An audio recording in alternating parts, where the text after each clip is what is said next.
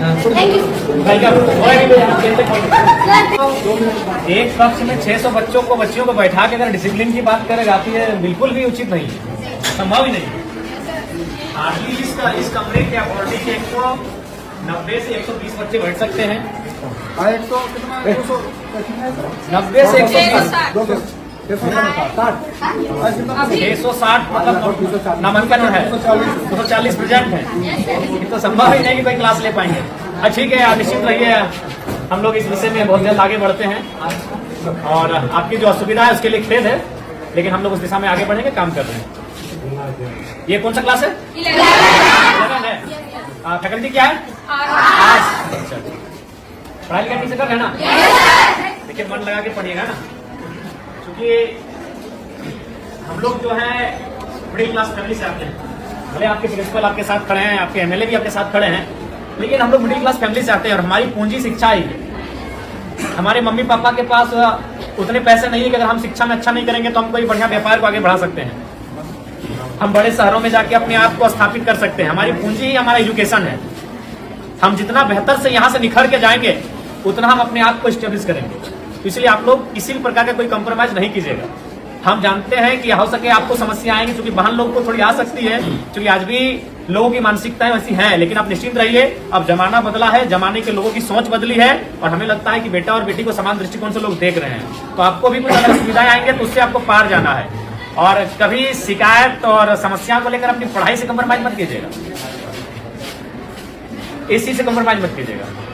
देखिए, हम दूसरा का उदाहरण नहीं देंगे, आपके बीच आपके एमएलए खड़े हैं और हम आपको बताना चाहेंगे, हम अभी भी स्टूडेंट हैं। अभी हम धनबाद विनोद बिहारी महतो विश्वविद्यालय से डॉक्टर ऑफ फिलोसफी के स्कॉलर हैं, और ऐसा नहीं कि कंटिन्यू 2018 में हमारा एडमिशन है, बीच में 2 साल बाधित हुआ है, क्योंकि इसमें होता है कि साल में 1.5 साल में आपको प्रेजेंट करना पड़ता है अपना थीसिस। तो हम अभी भी कंटिन्यू हैं, क्योंकि हमने कभी एजुकेशन से कंप्रोमाइज नहीं किया है। कभी आज हम आपके एज एमएलए के रूप में आपके बीच खड़े हैं, और हमें तो लगता है कि आप कम से कम हमसे बेहतर परिवार से ताल्लुक रखते होंगे, क्योंकि हम उतना समय नहीं कि हम आपको अपनी घटना सुनाए, लेकिन संक्षिप्त में इतना बताना चाहेंगे कि हमने उस माँ ने हमें पढ़ाया है जिसमें 28 साल की उम्र में अपने पति को खोया था। मात्र 28 ईयर हमारी माँ की आयु थी। हमारा जो छोटा भाई था वो मैंने गर्भ नहीं था, उसका जन्म भी नहीं हुआ, तो दुनिया उसने देखा नहीं, तो उस समय हमारे पिता को हमारी माँ ने खोया था। उसी साल हमारे दादाजी का भी देहांत हुआ था, और ठीक उससे 2 साल पहले हमारी एक बहन और एक भाई, और उससे ठीक 1 साल पहले 1.5 साल पहले हमारे एक बहन का भी डेथ हुआ था। तो उस परिस्थिति में एक स्त्री ने हमारा परवरिश किया, और आज आपके एमएलए के रूप में हम हैं। हमने कभी एजुकेशन से कंप्रोमाइज नहीं किया है। आज भी हम स्टूडेंट हैं, आज भी हम स्कॉलर हैं। इसलिए आपको आपके एमएलए ये संदेश देना चाहेंगे कि किसी भी परिस्थिति में आप अपनी पढ़ाई से समझौता नहीं कीजिएगा। यही आपकी पूंजी है, क्योंकि आपके माता पिता अगर सक्षम है तो अच्छी बात है, हम भी शुभकामना देते हैं कि आप बहुत सक्षम हो, लेकिन ये अधिकांश ये सत्य है कि हम लोग मिडिल क्लास फैमिली से आते हैं और हमारी पूंजी पैसा नहीं है, हमारी पूंजी एजुकेशन है। आप जितना यहाँ से निखर के जाएंगे उतना बेहतर आपका भविष्य होगा। इसलिए कंप्रोमाइज बिल्कुल मत कीजिएगा। अगर आप पढ़ के जाएंगे तो कोई ना कोई रास्ता मिल जाएगा। अगर आप जमाने के अनुसार अपने आप को बनाएंगे तो कोई ना कोई रास्ता मिल जाएगा। अगर दुनिया में इतने लोग हैं तो उतना रास्ता भी है, लेकिन आप अपने आप को उस योग्य रखोगे तब ना। इसलिए आपको हमारी शुभकामनाएं हैं, आप लोग बेहतर करें, और जो भी आपकी समस्या है उनको हम जानने के लिए आपके बीच आए हैं। आपके तमाम शिक्षक प्रिंसिपल महोदय सब हमारे साथ हम लोग विजिट कर रहे हैं, और जो भी समस्याएं छनकर आएगी उनको लेकर हम लोग काम करेंगे। ठीक है, तो हम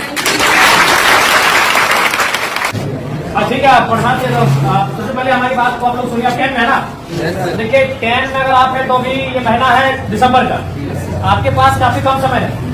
इसलिए आपसे हम यही संदेश मेरा रहेगा कि आपको अभी यहाँ से पूरा अलर्ट रहना है। इसलिए बाबू साहब, देखिए अभी जनवरी आएगा, आप कुछ दिन पिकनिक में चला जाएगा, फिर मकर संक्रांति आएगा, फिर सरस्वती पूजा आएगा, तो हमारे पास अगर देखा जाए तो काफी कम समय है, और आप अभी उस मुकाम में हैं जहां अपने आप को बढ़ाएंगे। इसलिए यहाँ से आप एक भी दिन और इसके बाद ढील मत कीजिएगा। और एक बात, आप जो अभी तक पढ़ाई हुआ है, जैसी बात है सर लोग मेहनत किए हैं, आप लोग पढ़े हैं, बहुत सारी चीजों को आप जाने हैं, उसको आप प्रैक्टिस कीजिएगा, रिवाइज कीजिएगा। जो चीजें अगर, चूंकि अभी 10 में क्या है कि 10 के जो, चूंकि इसके बाद जब आप कॉलेज जाएंगे तो वहाँ एक्सपीरियंस दिखेगा, लेकिन अभी आप ज्यादातर रट के याद करते हैं, कोई भी चीजें आपको रटते हैं, 4 बार 5 बार रटते हैं, तो उसके बाद भी अगर मान के चले आपसे भूल होता है तो उसको आप हाथ से प्रैक्टिस कीजिएगा, क्योंकि आप जितना पढ़ के रट के याद करोगे उससे ज्यादा आप हाथ से अगर लिखोगे ना 3 बार 4 बार तो उसको आप याद हो जाएगा। जो चीजें आपको लगता है कि इसको हम मेमोरी नहीं कर पा रहे हैं, याद नहीं कर पा रहे हैं, तो उसको आप कम से कम हाथ से प्रैक्टिस कीजिएगा, कई बार रफ लीजिएगा, उस रफ में 4 बार 5 बार लिखिएगा उस प्रश्न का उत्तर, तो आपको याद होने लगेगा।